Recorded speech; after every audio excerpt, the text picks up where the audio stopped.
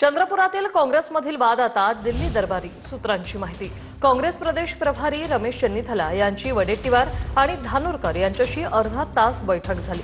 वडेट्टीवारांचा विरोध असतानाही धानोरकर यांनी 13 नगरसेवकांसह गटाची नोंदणी केली। या गट नोंदणीला वडेट्टीवार गटाच्या 14 नगरसेवकांचा विरोध आहे।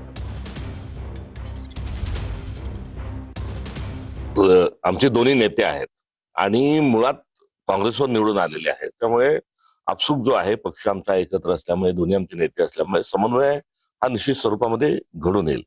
कुठल्याही पुढच्या ज्या सगळ्या प्रक्रिया आहेत त्याही समन्वयातील काँग्रेसचाच महापौर त्या ठिकाणी बसेल। वरून हे कुठेतरी वादळ जरी दिसत असलं तरी हे पेल्यातली वादळ आहेत आणि यातून निश्चित स्वरूपामध्ये कुठला ना कुठला जो मार्ग आहे तो निघल्याशिवाय राहणार नाही। कुठलाही तणाव हा पक्षांतर्गत नाही।